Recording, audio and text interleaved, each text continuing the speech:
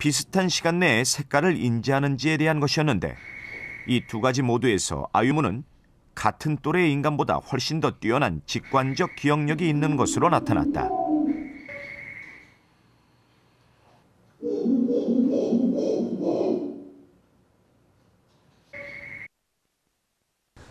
직관적 기억력은 밀림에서 살아가는 침팬지와 같은 동물들에게 무엇보다 필요한 능력입니다. 그러나 침팬지처럼 24시간 다른 동물들로부터의 위협을 받게 되지 않게 된 현대 인류에게는 그 필요성이 없어져 점점 퇴화된 것으로 보입니다. 사람들 중에는 어린 시절 이런 능력이 있었다가 나이가 들면서 퇴화하는 경우도 많습니다. 침팬지의 입장에서 보면 인류는 한없이 나약한 존재일지도 모른다. 바람과 추위로부터 몸을 보호하는 털도 없고 힘이 세거나 빠르지도 않으며 연약한 살갗에 오로지 머리만이 커다란 인류. 그러나 지구상에서 두 발로 걷는 유일한 족속인 인류는 스스로를 만물의 영장이라 믿어 의심치 않는다.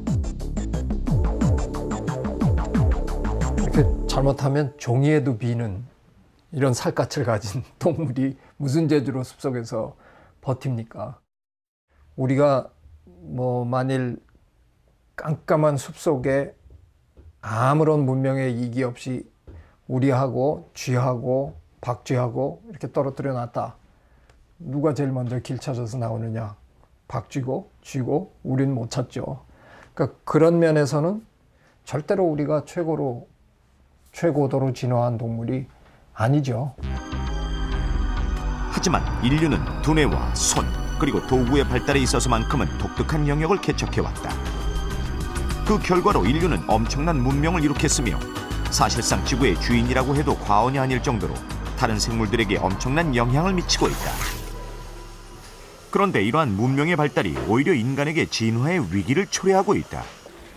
그 가운데 가장 눈에 띄는 변화는 좁아진 턱으로 인해 발생하는 치아의 부정교합이다. 올해 21살의 김도원 씨 역시 제멋대로 난 치아 때문에 교정 치료를 받았던 환자. 현재는 증상이 완화된 상태지만 1년 전만 해도 치아 때문에 말 못할 고민이 많았었다. 운동하거나 그럴 때 이렇게 공을 맞으면 송곳니가 튀어나와 있으니까 이렇게 항상 입술이 많이 찢어지고 그랬어요. 치료를 위해 치아 4개를 제거하고 나서야 비로소 정상적인 치아를 갖게 된 김도원 씨. 그런데 멀쩡한 치아를 뽑아야 할 정도로 좁은 턱의 문제는 김도원 씨 개인만의 특별한 일은 아니다. 우리나라 사람 가운데 40% 정도는 심각한 부정교합으로 인해 적극적인 치료가 필요한 상황. 그러나 인간이 동굴에서 생활하던 시절 지금보다 앞니 하나에 어금니 2개가 더 있었음에도 치아가 고르게 날 정도로 턱뼈는 넓고 튼튼했었다.